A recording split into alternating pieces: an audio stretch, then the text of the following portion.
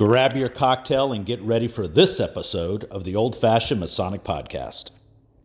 Welcome to the Old Fashion Masonic Podcast, where we talk all things Freemasons while drinking an old fashioned. I'm Brian, and I have the distinct honor and pleasure to introduce Brother Andrey Bogdanov and Brother Dmitry Shishkin, who is acting in or setting in as Brother Andrei's interpreter. Welcome, gentlemen. Hello, Brian. So, as we do on all episodes of the Old Fashion Masonic Podcast, we like to know as much about the man and not just the Mason. So, who's Andrei? Как обычно, для нашей аудитории нам важно понимать не просто о человеке, не только о человеке как о масоне, но и о человеке. Поэтому кто такой Андрей как человек? Ну, давайте с биографических данных маленьких. Андрей Богданов, великий мастер великого ложа России, 54 года, женат.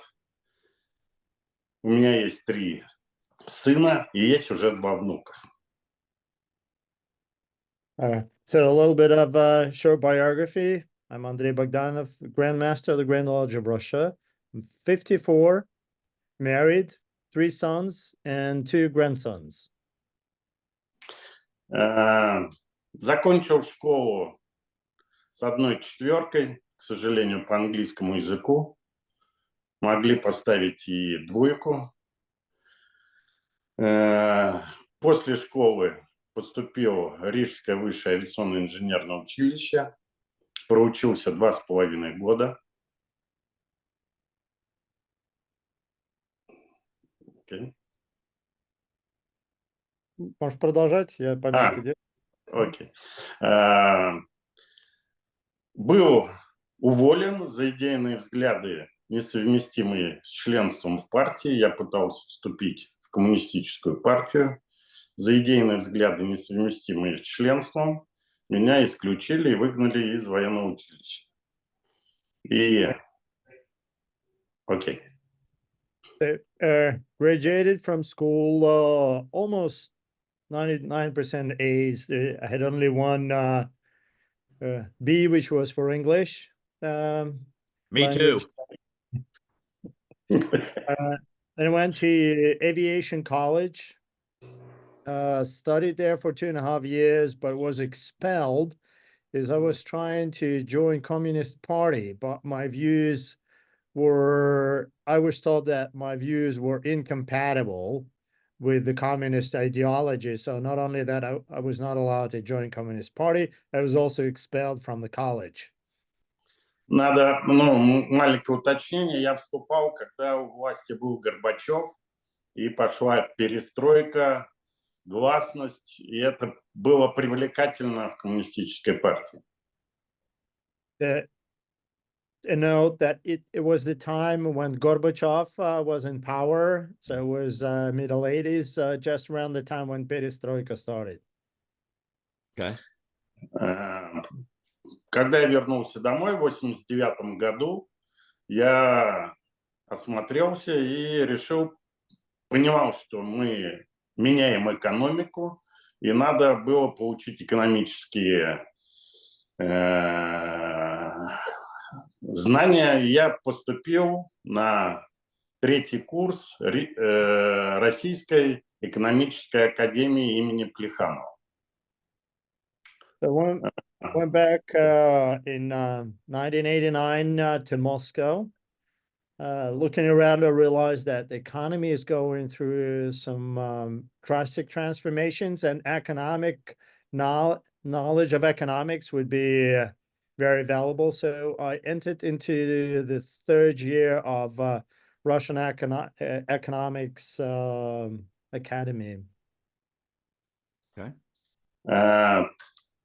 Параллельно в России, в Советском Союзе тогда еще развивались политические разные течения, шла демократия на смену коммунистической партии. В 90-м году я был активным рядовым членом Демократической партии России.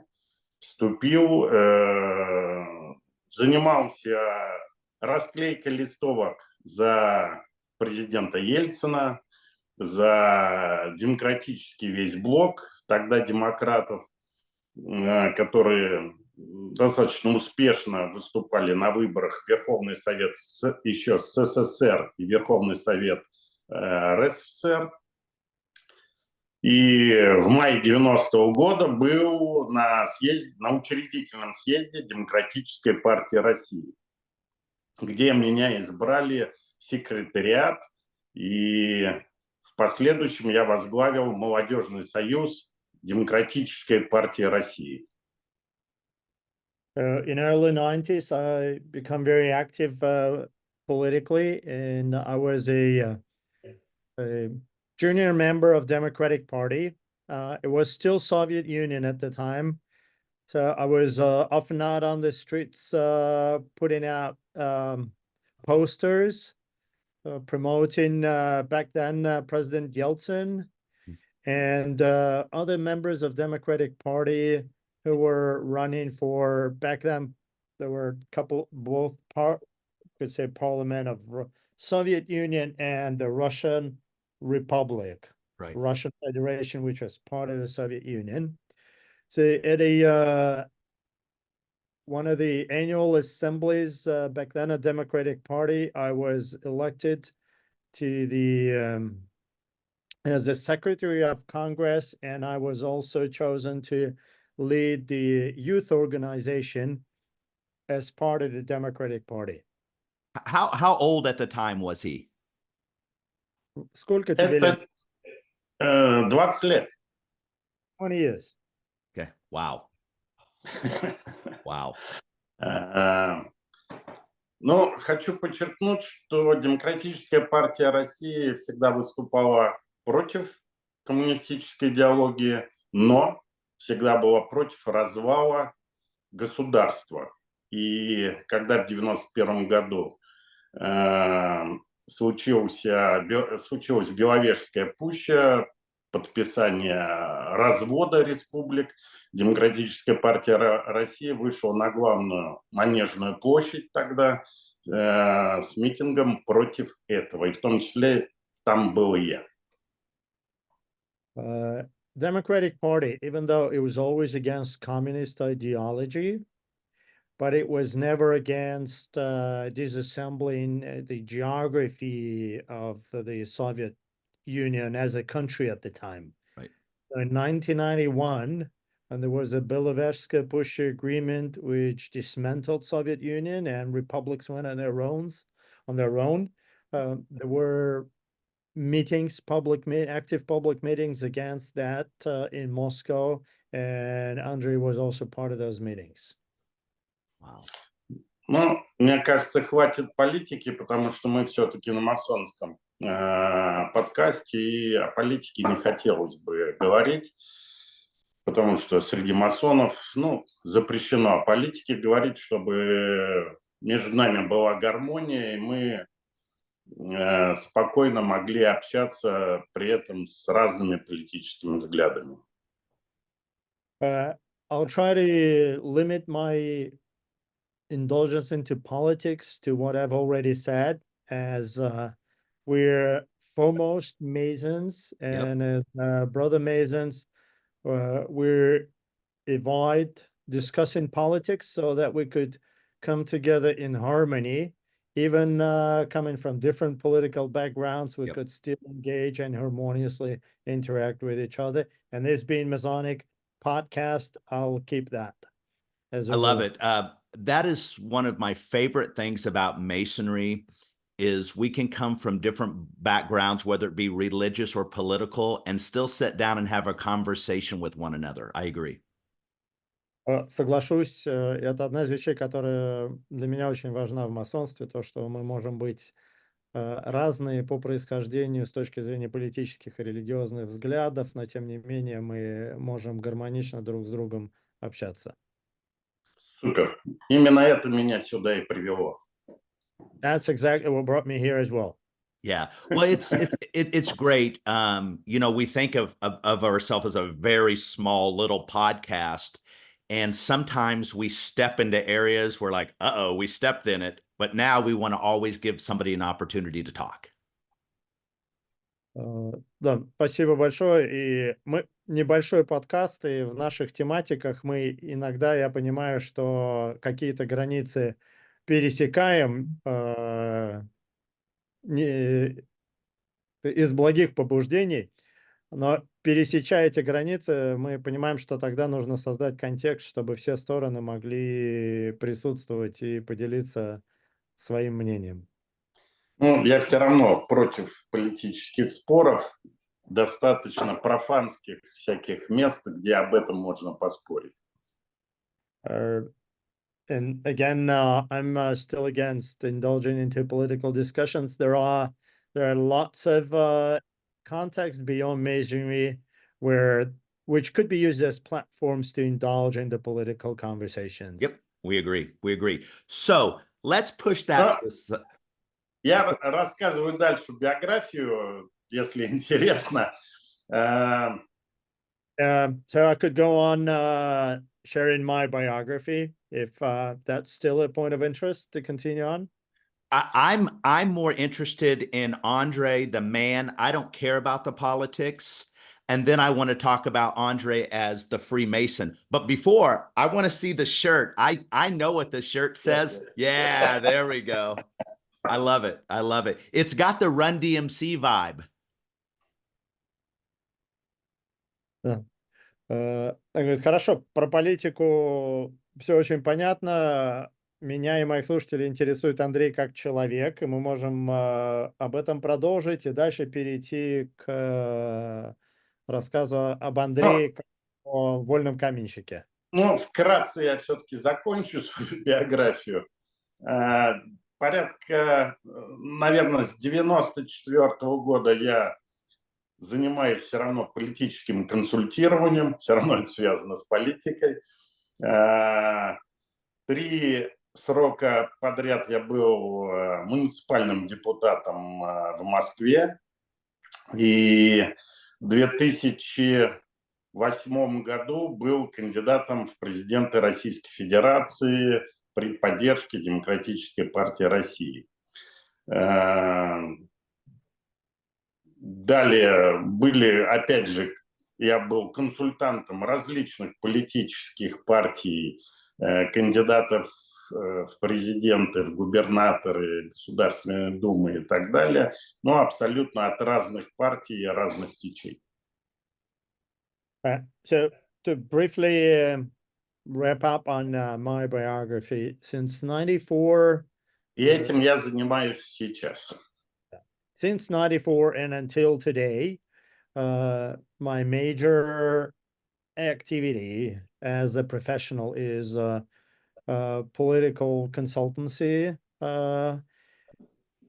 I spent 3 terms as municipal, as a member of the Moscow parliament. Не московский, муниципальный, это районный, район Москвы, Солнцево. Oh, okay, I overstated it. Moscow has different regions, and they have their own kind of small parliaments. Okay. So it was 3 terms, a member of one of the regional governmental bodies. In 2008, he was a presidential candidate from the Democratic Party. And since then, he's been consulting presidential candidates, governor candidates, parliament members, etc., across the country that come from various political backgrounds, and does so until today. And does that help them navigate, if they're from a different country, help them navigate how to handle things in Russia? They are Russians, but they come from different political backgrounds. Understood. Got you. And different political parties. Understood. Приходилось работать и за рубежом, это в Украине, в Крыму в 2000 году, когда на Верховную Раду Украины, вернее, на ее председателя Грача, я работал в Казахстане на партию Assar, и Кыргызстан. То есть, ну, так скажем, республики вокруг тоже нанимали как специалистов. He was over the course of his career, he was invited multiple times to help with political candidates in various governmental bodies in the former Soviet republics. That was Ukraine back in 2000, in Kazakhstan and Kyrgyzstan. So former Soviet bloc where people speak Russian. He was often engaged as consultant in helping people get into the parliament and other places in government. Ну ладно, обо мне, хотя хотел такое еще добавить. Я сказал, что у меня 3 сына, 2 старших, они масоны, младший Демале. Есть 2 родных брата, они тоже масоны, поэтому у нас семья очень такая масонская. And moving from wrapping up my biography and into Masonic world, I have 3 sons, 2 older sons. Elder sons are Masons. Nice. My younger son is Demolay. My 2 brothers are Masons as well. Wow. So we're a Masonic family. Wow, I'd say so. So how old were you when you joined Masonry? Сколько тебе было лет, когда ты пришел в масонство? Я пришел в 2000 году, ну, вернее, первые разговоры я начал с друзьями, которые были уже в масонстве, 99-2000 год. В 2001 году я стал мастером масоном. My first conversations with friends who were Masons started in 99, around 2000. And I then entered Masonry, and in 2001, I became Master Mason. 2001. Nice. So I've got a few questions. Is Masonry in Russia, are they increasing, are they steady, or are they declining? In the United States, we are on a descent. Несколько вопросов. Первый вопрос. Масонство в России растет по количеству, стабильно или уменьшается? Потому что в Америке количество масонов уменьшается. А как в России дела обстоят? Я объехал очень много стран. И Австралия, Япония, Америка, Латинская Америка, Африка, вся Европа. Кроме Восточной Европы, куда входит и Россия, везде идет, к сожалению, спад в членах. И достаточно большой, к сожалению. В России, я бы сказал, наоборот. Потому что у нас был очень большой перерыв, когда масонства не было в России. И можно сказать, что я имею в виду русские мужчины, российские мужчины, соскучились по масонству. As Mason, I traveled the world. I was in Australia, Japan, North America, Latin America, the whole Europe, Africa. Brazil. And everywhere except Eastern Europe, I observed Masonry in decline in terms of membership. In Russia, it's opposite. There was a long break when Masonry was not existing in Russia, and I would say that Russian men felt thirsty or yearning for Masonry. Потом все мое поколение, я думаю, и следующее, и до этого поколения воспитаны на произведениях Толстого. И, конечно, мы все в школе всегда проходили, и сейчас проходят произведения роман «Война и мир». И нет того мальчишки, который, не читая этот роман, не мечтал быть тоже масоном. My generation and previous and generations after me were all, as part of our education, are become very familiar with Tolstoy's War and Peace, and he describes one of the character who's a Mason. And I would say that there's no boy who read War and Peace in Russia who wouldn't want to become a Mason. Wow. Наверное, я все-таки чуть-чуть расскажу истории российского масонства вообще, а потом перейду к современному российскому масонству. Обещаю, на все вопросы по современному российскому масонству обязательно отвечу. Масонство в Россию пришло достаточно давно, в 1731 году. И первым ее великим провинциальным мастером был Джон Филлипс, английский генерал на службе Российской империи. So let me try and briefly describe the history of Masonry in Russia. Yeah. And I'll go back to contemporary Masonry, and I promise I will answer any questions about contemporary situation of Masonry in Russia. Whatever you want. So Masonry in Russia goes back to 1731. Where it was introduced in Russia, and the first provincial Grand Master was John Phillips, English general who served Russian emperor. Вторым великим мастером был Джон Кейт, тоже английский генерал на службе Российской империи. Про него даже сохранилась песня масонов тех времен, его очень почитали, и сохранилась эта песня, и иногда русские масоны ее тоже исполняют, я имею в виду современные. One of the following grandmasters was John Cade, also an English general, and his name is part of a song that made it through time, and Masons in Russia sometimes come together. When they come together, they remember that song and they sing it during the festivities. What's the name of the song? Как песня называется? Ну, там, честно, сейчас не помню. Если я пришлю, она на английском языке, и там очень много хвалебных слов в адрес Джон Кейт. И здравница Джон Кейт, главный масон и так далее. He doesn't remember the name, but he'll look it up. It's in English, and there's a lot of praise to John Cade the Mason, etc. Oh, I like it. So I'm not going to ask you to sing it because I don't think we want to do that today. Ну, тогда, наверное, я воздержусь и не буду просить спеть ее.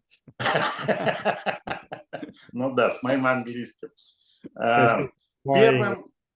Первым русским великим мастером стал Иван Порфирьевич Елагин, который получил патент от Великой Ложи Англии, премьер, тогда такая была, от дюка Баффорта. The first Grandmaster was Ivan Yelagin, who received his patent from the Grand Lodge of England. At the time was a Premier Grand Lodge of England. From, как еще раз имя? Duke Bufford. From Duke Bufford, the Grand Master of the Grand Lodge of England at the time. Okay. Но в 1822 году под испугом Великой Французской революции масонство в России было запрещено. Ну, соответственно, Александром Первым. Да, Александром Первым, да, конечно. So in 1822, Russian Emperor Alexander I, who was afraid from the influence that Russia be influenced by the French Revolution, by the ideology that started from the French Revolution. Alexander I was afraid that it would spread in the masses, so he prohibited Masonry in Russia. Хотя Александр I был масоном. Even though he начало своей when he was царствования. younger, he was amazing himself. Right. И масонство, уже современное масонство, регулярное, подчеркиваю, потому что политического масонства было очень много в начале 20 века. Я его не считаю регулярным. Регулярное масонство пришло уже в Россию в 1995 году. Ну или вернее 93-й, когда была создана первая ложа «Гармония». А в 95-м инсталлирована Великая Ложа России. So contemporary regular Masonry, and I underscore the regular Masonry, is when, if we look back 100 years ago, in the early 20th century, there were a lot of political non-regular Masonry organizations in Russia, which were never part of the regular Masonry. So regular Masonry came to Russia in 1993 with the installation of the Harmony Lodge #1, and in 1995 the Grand Lodge of Russia was established. Единственное, из старого истории, да, я хотел бы рассказать такое отношение между масонами европейскими. В 1812 году известна была война Наполеона с Россией, и в итоге наполеоновская армия, которая состояла из многих европейцев, из многих стран европейских, потерпела поражение в России, и было очень много пленных. И надо отметить, что и с той, и с другой стороны было много тогда масонов.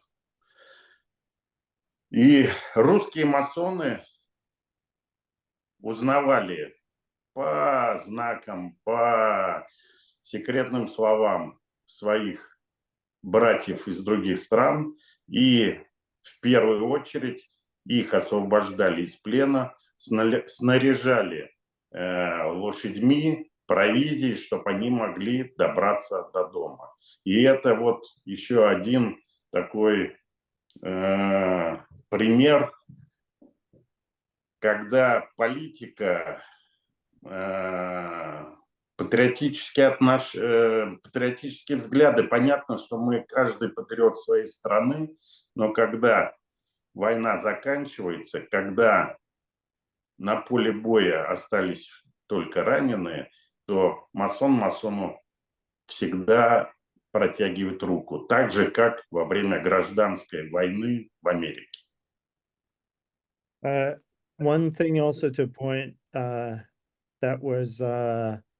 that's important to Russian Masonic history is that back in the early 19th century, 1812, when Napoleon came to Russia, his army consisted of the military regiments from different European countries. And there were a lot of Masons, both in Napoleon's army and on the Russian side. Yep. So when Napoleon was defeated, and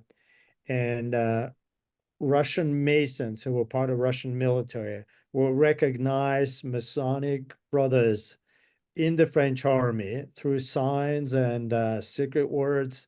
Right. They would put a lot of effort to set them free, give them food, give them horses, and provide them so that they could make it safely back home. Awesome. That's and great.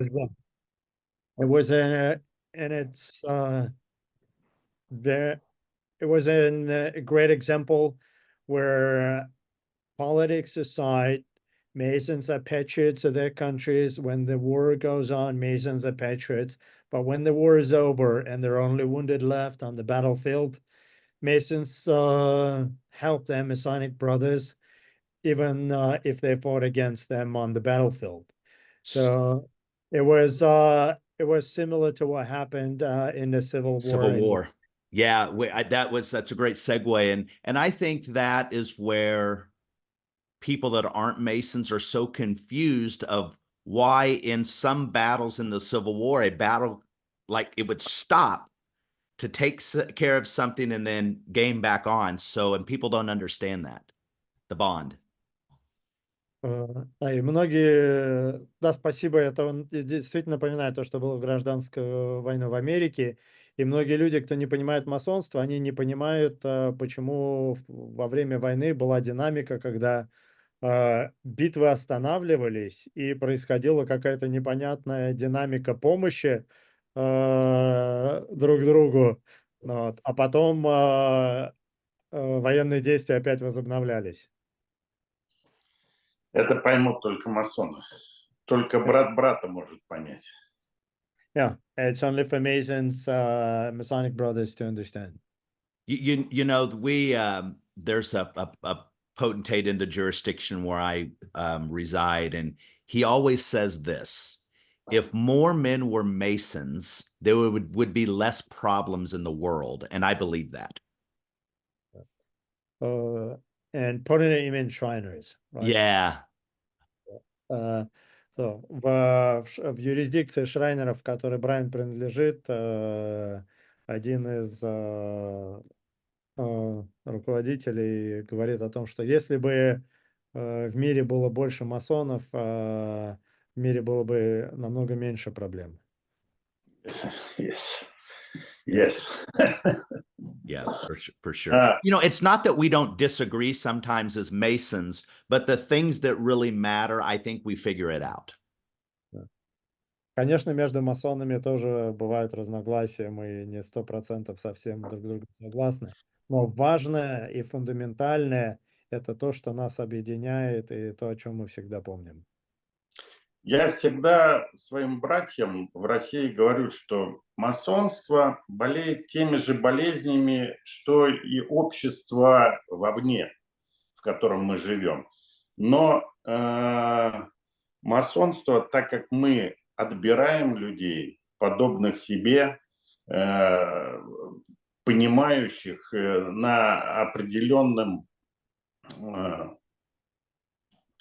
с определенными взглядами, с определенными душевными порывами, то всех этих болезней у нас просто, эти болезни очень маленькие. Но они тоже присутствуют, да, их иногда надо делать прививки какие-то.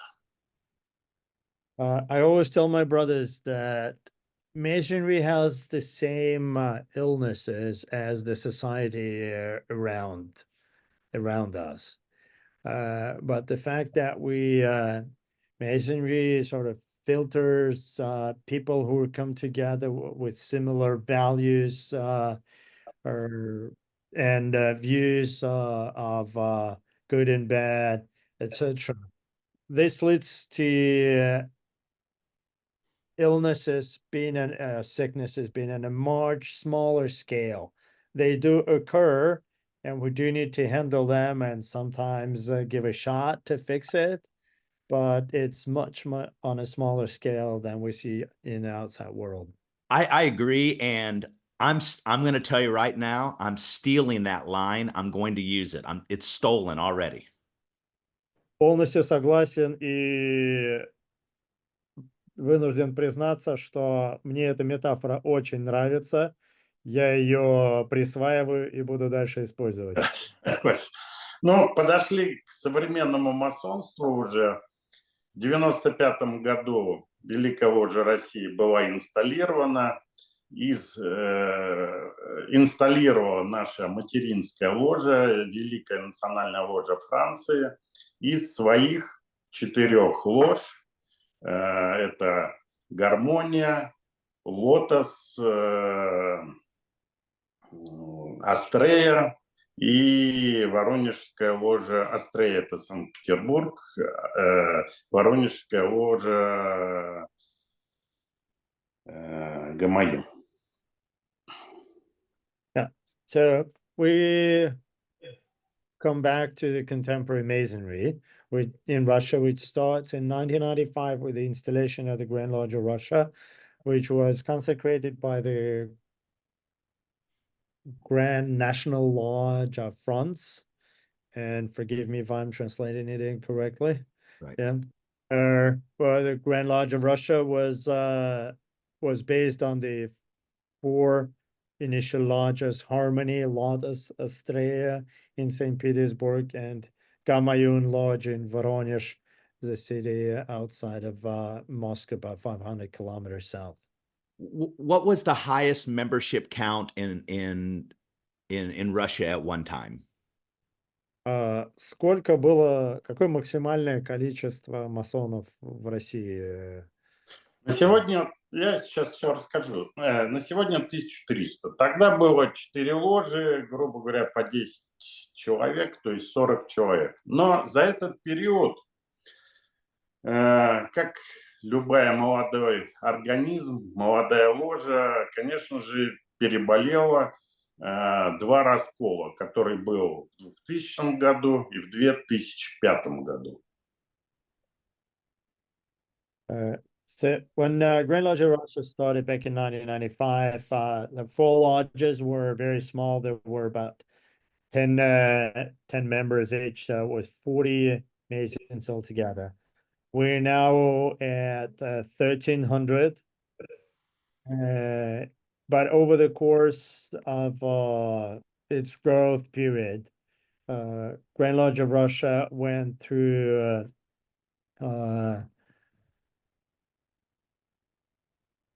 what would be the best word? It was through a couple disruptions where certain parts of lodges broke off. So the splits happened a couple of times in 2000 and 2005. And broke off, like went to a different jurisdiction or tried to go rogue? Те, кто откалывались, ложи, которые откалывались, они присоединялись к другим юрисдикциям или самостоятельно? Нет, они уходили, создавали нерегулярные структуры, которые, как сказать, в дружбе с Великим Востоком Франции, с нерегулярными ложами. So they went rogue, or in other words, became their own irregular bodies. And most of them try and engage with the Grand Orient of France. Okay. И вот мы подошли к 2005 году. Я тогда активно работал, я имею в виду, консультировал, ездил по России. Надо отметить, что я проехал 78 регионов. Это очень много, это почти все. И на работы ложи приезжал достаточно редко. Они в основном были в Москве, а я в году был, месяц в году был в Москве. Все остальные я был в регионах России. Поэтому мне не удалось ни с кем поссориться. При этом всякие проекты по изданию книг масонов и тому подобное, у меня были, так скажем, средства на это, и я помогал братьям издавать эти книги.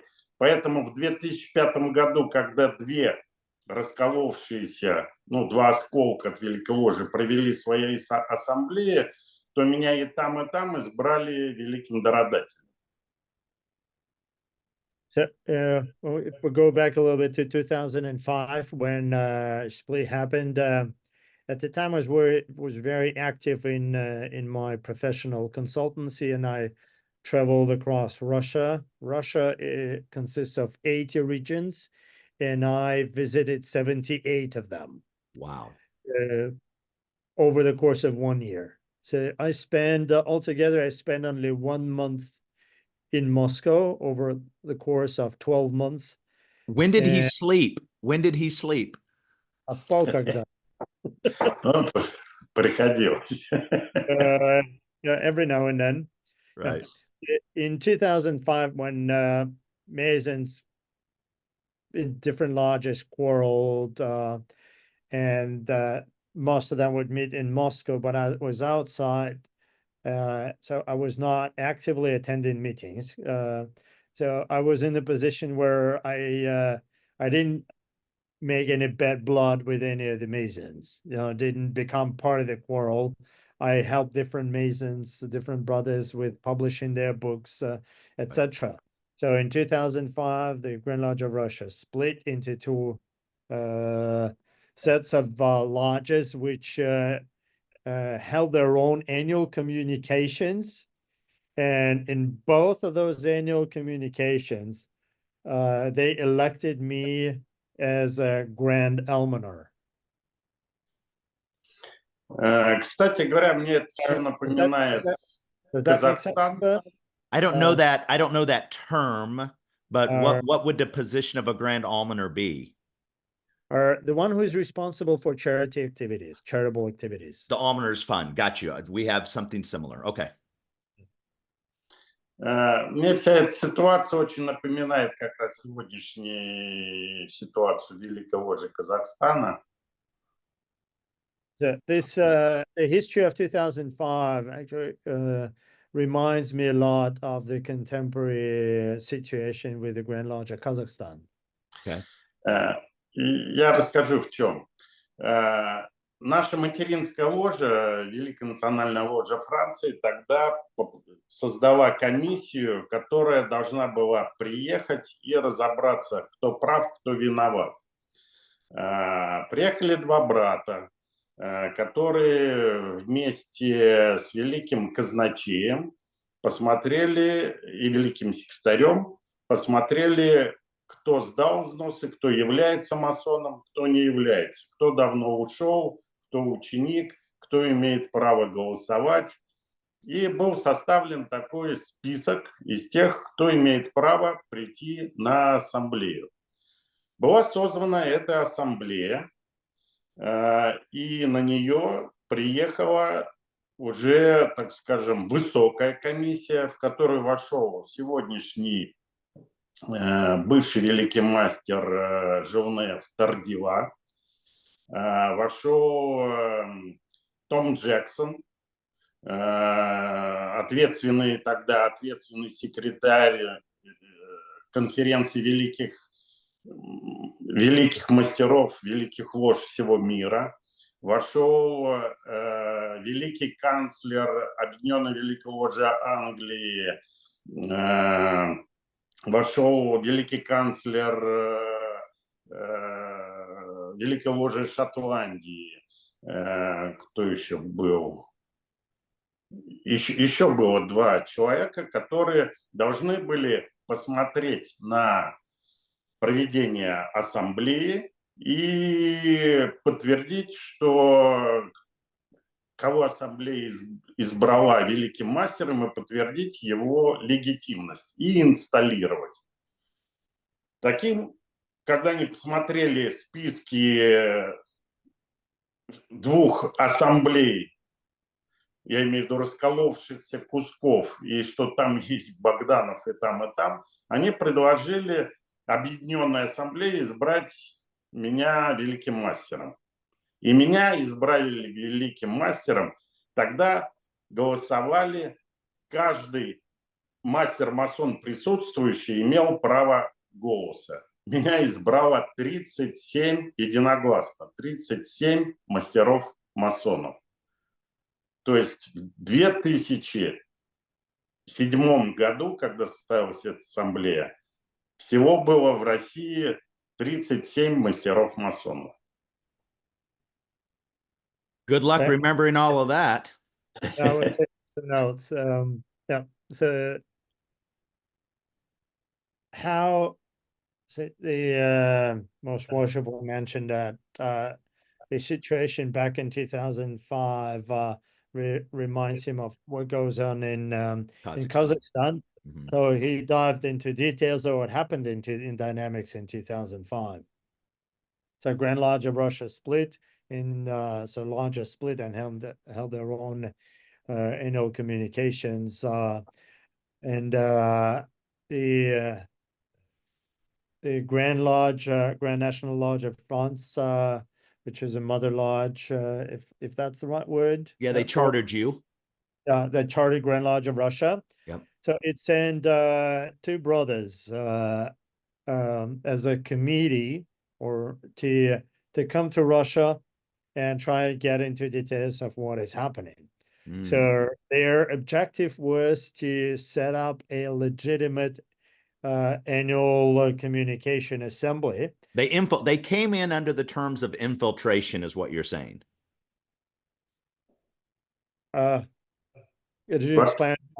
Did they come in with that pretense, or did they have a hidden agenda? No, they didn't have any hidden agenda. Oh, okay, perfect. I just wanted to understand. Got you. Yeah. So the Grand National Lodge of France, consecrated Grand Lodge of Russia. So Grand Lodge of Russia splits. So which one is the Grand Lodge? Which one is a legitimate organization to state that it's the Grand Lodge of Russia? Understood. So, representatives of the Grand Line from France come to Russia.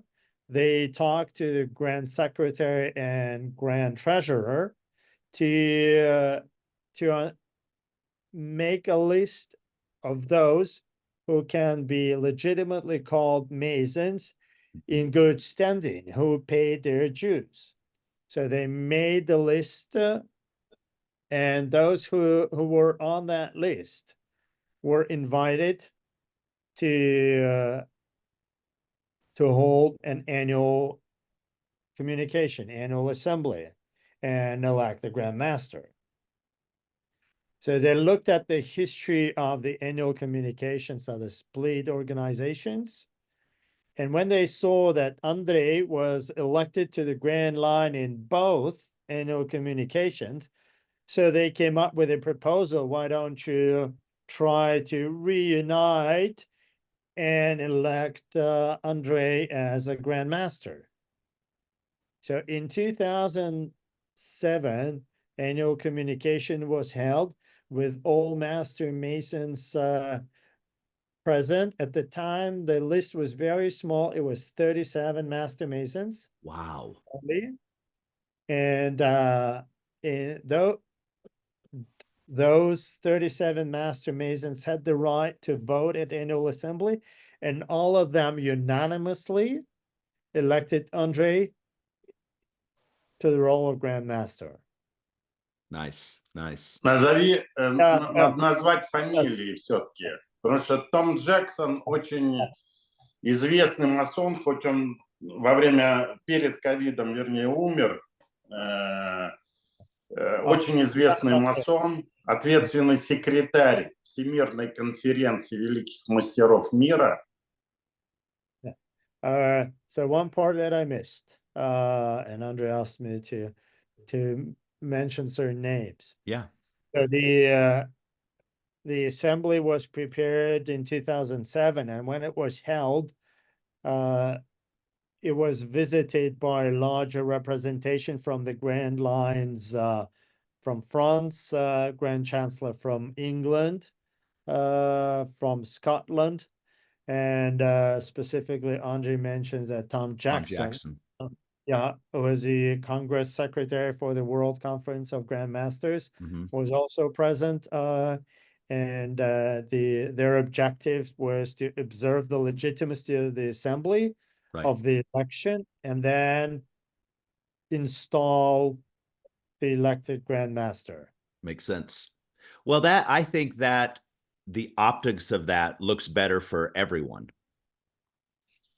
То, как ты рассказываешь, да, действительно выглядит достойно с точки зрения взгляда со стороны. У меня до сих пор в ушах звенит от голоса Тома Джексона, когда он меня провозглашал великим мастером великой ложи России. У него такой запоминающийся голос, как, я не знаю, как называется мужчина, который на ринге объявляет боксеров.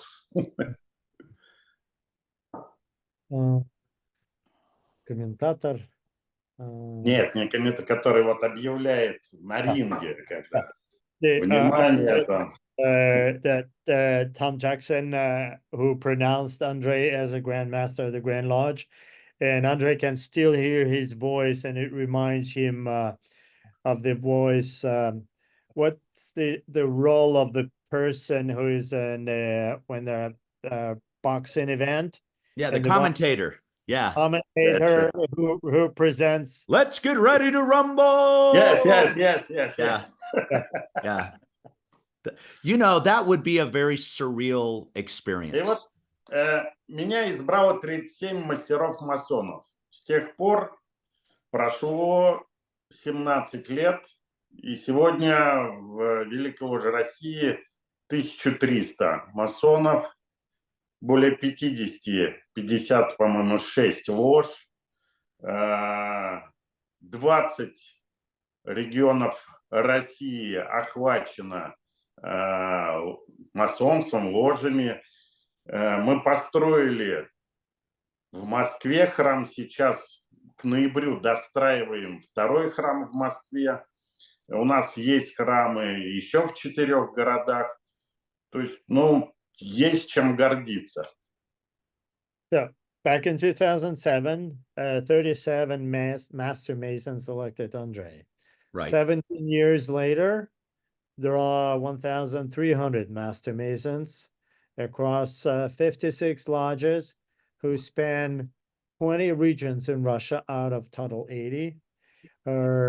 We built the first temple in Moscow. By the end of the year, we were opening up a second temple. Wow. And we have 4 temples across other cities in Russia. Are they marked? Are the temples marked, or are they a little more discreet than we are in the United States? Масонство в России знаками внешними обозначены или как это обычно в Америке, или они... Честно, у нас циркуля наугольника нет, но у нас есть рука, держащая фонарь. Это как первые ложи в Шотландии отмечали, куда братьям надо идти работать в ложе на свет. Ну и, конечно, колонны Ехины Баас присутствуют при входе в храм. Имеется в виду с улицы.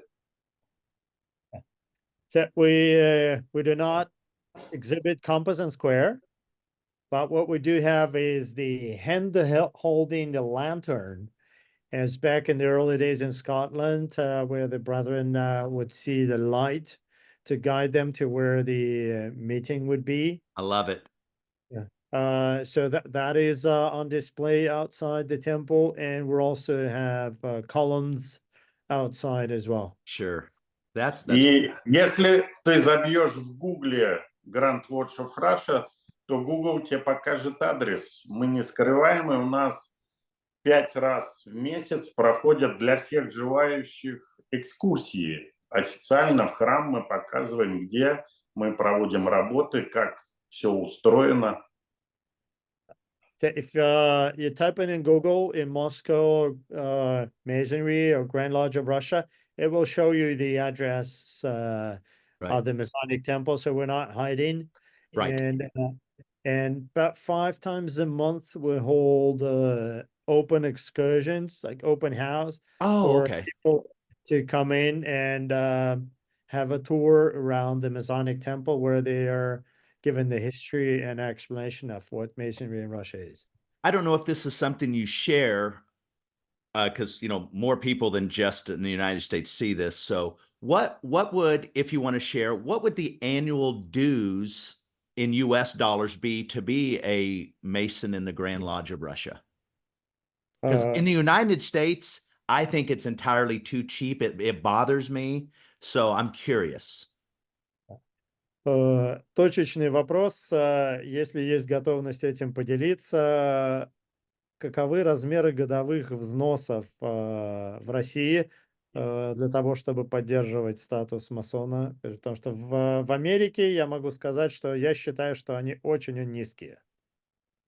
Я много раз был в Америке, больше 10 раз, в 18 штатах. Я всегда с очень большим интересом посещал храмы, с работниками храма общался, что интересная вся эта история масонства Америки. И меня всегда удивляло вот эти книжки, отчеты ассамблей, смотреть на графу взносы.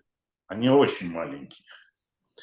Я не буду называть, потому что в России мне скажут, а почему у нас настолько больше? На самом деле в России у нас больше. В России, наверное, в долларах надо пересчитывать, да? Годовой взнос у нас $100. Это в великую ложу России.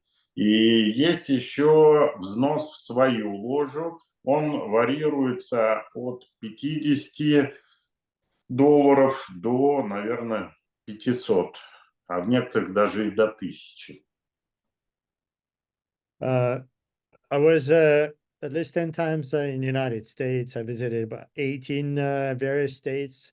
With great interest, I would come into Masonic temples and talk to brothers there to learn the history. I've was always keen to see the journals or the logbooks. And when I would see the Jews, I would always amazed at how low they are. So in Russia, the annual dues to the Grand Lodge are about the equivalent of $100 plus the dues to the lodge itself. Varies from lodge to lodge, from $50 upwards to $1,000. So the Grand Lodge of Russia dues is what we may call in the United States our per capita. So the lodge, you pay the lodge and then the Grand Lodge as well. Yes. Yeah. $100 to me makes sense. The United States, again, if you watch nearly every episode, I speak about how low the dues are, and it's so bothersome to me. $100 кажется действительно разумным, и если следите за подкастом, очень часто я говорю о том, что взносы очень-очень маленькие. А еще представьте, у нас же Россия большая, из одного конца в другой лететь 10 часов. И чтобы открыть ложу, надо, чтобы там появилось как минимум 7 масонов. А это значит, пока их не 7, они летают в Москву. И должны летать у нас полгода. Ты должен в учениках быть, и минимум, и полгода в подмастерьях. И, соответственно, человек летает год, вернее, брат, и он тратит, например, у нас мы недавно открыли ложу в Благовещенске, это из Москвы, сколько там, 7-8 часов лететь. Это и время, и деньги, это гостиницы, все. И люди тратят. If you На себя.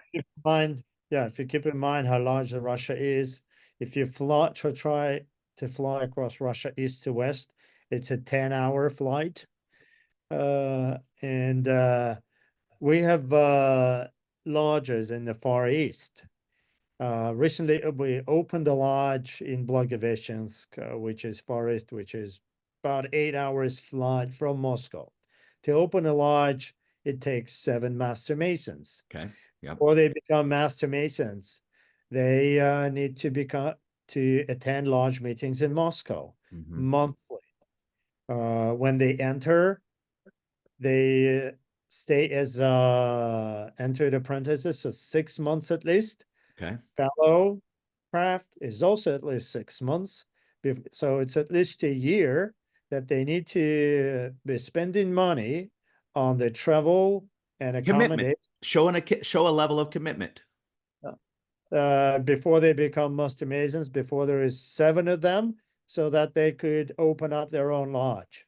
Well, isn't it also a bit of a vetting process to find out if they're really in it for the right reasons? Ну, наверное, это звучит тоже как такой процесс проверки, что если люди готовы... Да, конечно. Это одна из проверок. У нас правильных мотиваций. Да. У нас проехать 5 часов на машине на работу ложи, это как само собой разумеющееся из близлежащих регионов. For us, 5-hour travel by car from the nearby regions to attend the lodge meeting is something that's not unusual.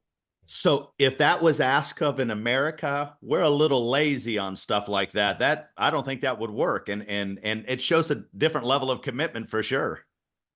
Да, конечно, в Америке, если бы такое мы ожидали от братьев, вряд ли бы получилось. Здесь мы гораздо более ленивые, и это показывает разный И у уровень. нас очень строгий дресс-код. Ни в коем случае, как я видел и знаю, во многих штатах Америки можно прийти в шортах, вот так вот, как я, в майке, повязать запон и пойти на работу. У нас ни в коем случае. У нас черный костюм, белая рубашка, черные лаковые туфли, галстук. We're also very strict on the dress code. Very strict. So white shirt, black tie,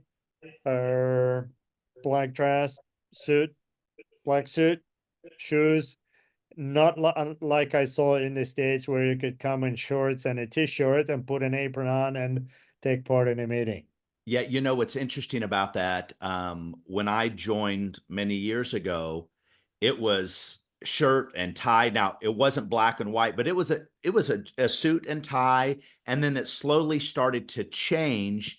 And Andrei and I are eerily similar in age, so I kind of have a what I would call in America an old school approach. When I go to church, I don't even want my pastor. I want them in a suit too. So I like the polished look. Мы в чем-то в возрасте похожи. И когда я был масоном, у нас тоже было гораздо строже. У нас был обязательно костюм и галстук. Не черный, но обязательно костюм и галстук. Ничего другого не признавалось. И в этом плане, наверное, мы схожи не только по возрасту, но и по взглядам и ожиданиям. Когда я хожу в церковь, я ожидаю от своего пастора, чтобы он выглядел тоже достойно и прилично. Ну, я скажу, что мы, в принципе, молодая ложа, я имею в виду средний возраст наш, он порядка 37-40, но молодежь там 25-30, таких у нас тоже очень много, они, наоборот, более консервативны. Они считают, они пришли на работу ложи, все должны выглядеть подобающе. И это располагает на подобающий ритуал, хороший ритуал, а не шалтай-болтай. Извиняюсь, как переведешь, не знаю. So we're fairly young in terms of an average age. It's between about 37 to 40, the average. We have 25 and 30-year-olds in quite numbers. And the younger they are, the more conservative they behave in their look. It shows respect for the organization too. Exactly. Yeah. And when they come to the lodge meeting, being dressed properly provides for the context of having a good and proper ritual. You know, there were studies in the United States done years ago on call centers. You're familiar with like what a call center is, right? Yeah. So they did a study where they would let the folks at a call center, because nobody saw them, wear whatever they want. And the numbers were questionable. Then they did a sample size. They brought them back in, and for 6 months, they made them dress professionally. The productivity went up. So I always bring that back of if you dress for success, you'll be more successful. Он приводит пример, что в Америке проводились исследования, когда сотрудники колл-центров, которые на телефоне, и их никто не видит, им разрешали ходить в чем угодно, а потом провели период, когда в течение 6 месяцев их обязали одеваться в дресс-код жесткий. И уровень профессионализма, качества и продуктивности возрос колоссально. Брайан говорит, что если вы хотите успеха, нужно одеваться соответственно. Успешно. So, because our listeners have a very short attention span, I want to if there's anything else you want to discuss, I want to give you the platform and kind of treat this as the last segment of this episode. However, you're more than welcome to come on anytime you want and talk about whatever you want Masonry, because I think it's good to put a face of Masonry across the world. Поскольку время, в течение которого наши зрители готовы выделять тому, чтобы смотреть подкасты, достаточно ограниченное, поэтому я бы предложил сейчас в качестве уже завершающего сегмента предложить тебе рассказать то, о чем ты считаешь нужным в этом завершающем этапе. И в любом случае будем очень рады пригласить тебя в любой момент прийти еще раз для обсуждения на любую тему, которую ты считаешь важным, потому что нам важно на этом подкасте представить максимально международное представительство лица масонства. Ну, на самом деле, было бы хорошо рассказать про наши системы, я имею в виду про наши ритуалы, которых многих в Америке нет. У нас ложи работают по emulation, по французскому обряду, по скоттиш и по восточному обряду. И у нас принято во всех ложах обязательно есть зодческие работы. А я знаю, что в Америке, в обычных ложах, ну, не часто практикуют такое, если вообще практикуют. Поэтому можно было бы посвятить какую-то передачу этому. А в конце, ну, переведи. I would be happy at some point to maybe dive into the rituals that we have in Russia. Yeah. And that are not represented at scale in the United States. Is we have emulation, we have French, Scottish ritual, Eastern. Our lodges usually regularly have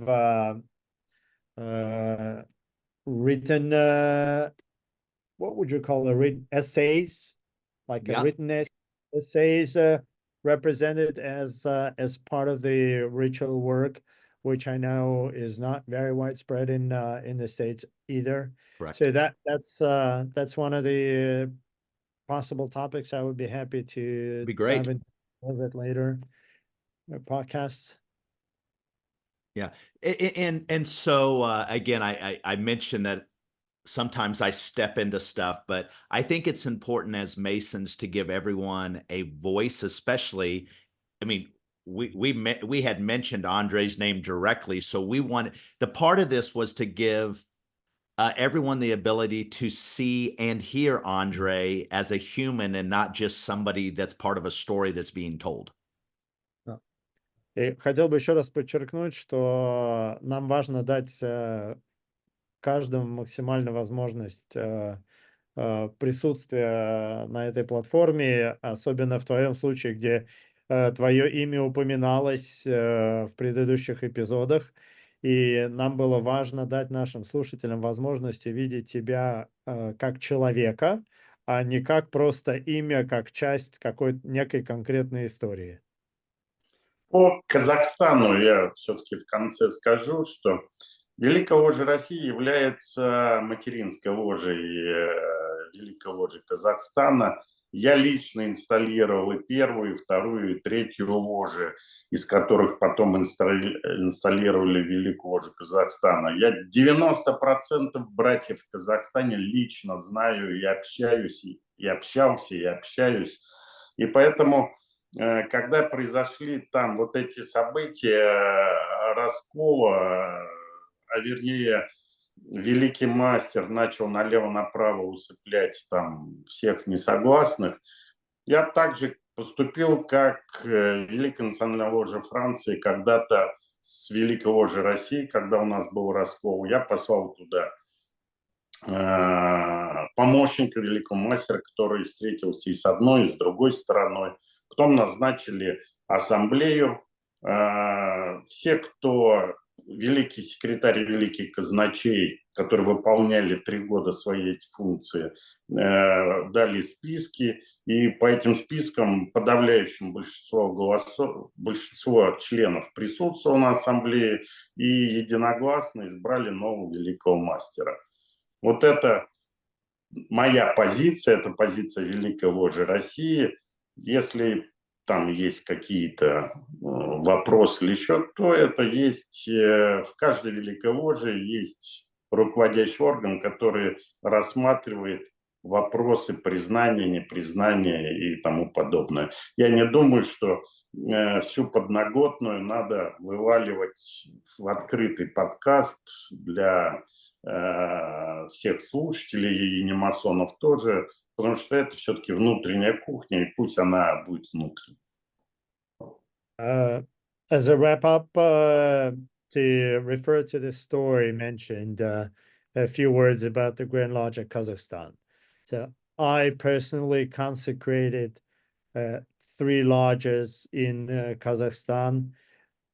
Later, based on those 3 lodges, I consecrated the Grand Lodge of Kazakhstan. So Grand Lodge of Russia consecrated the Grand Lodge of Kazakhstan. 90% of Kazakh brothers I know personally, and I'm maintaining relationship and communication with them.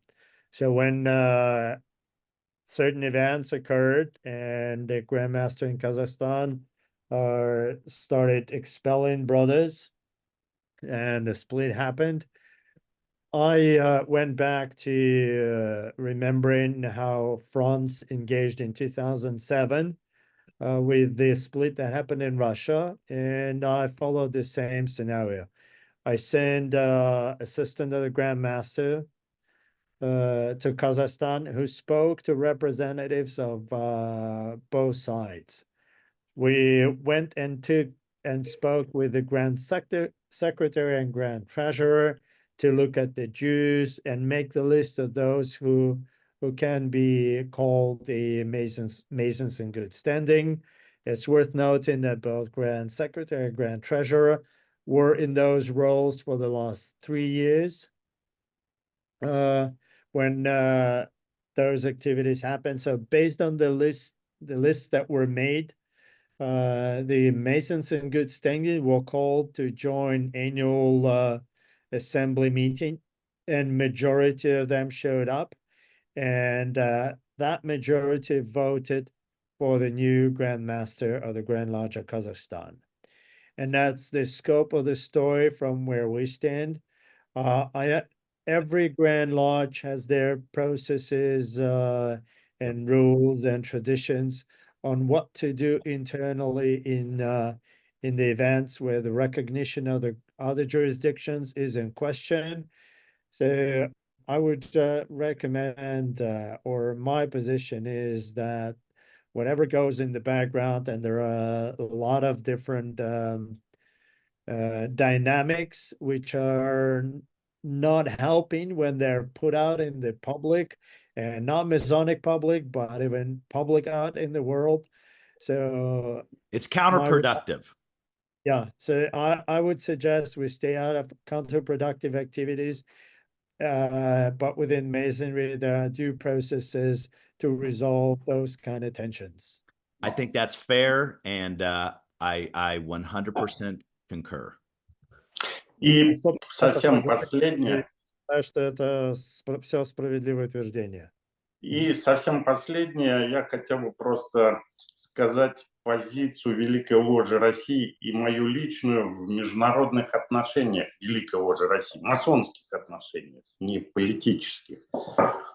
А именно, что я всегда говорил и говорю и во внешнем мире, что чем хуже, ну или так мягко скажем, чем больше недопониманий между странами какими-то, ну, Россией и кем-то, тем лучше должны быть отношения между масонами этих стран, то есть Россией и с той страной, которой есть недопонимание. Потому что мы, масоны, должны первые выстраивать мосты понимания, мосты дружбы между народами. На этом, мне кажется, масонство стоит, стояло, стоит, будет стоять. And as a last remark, my personal position, which I also communicate as the position of the Grand Lodge of Russia when engaging internationally with other Masonic jurisdictions. I believe that especially in the cases where tensions arise between countries, when that happens, the Masonic ties should grow even stronger.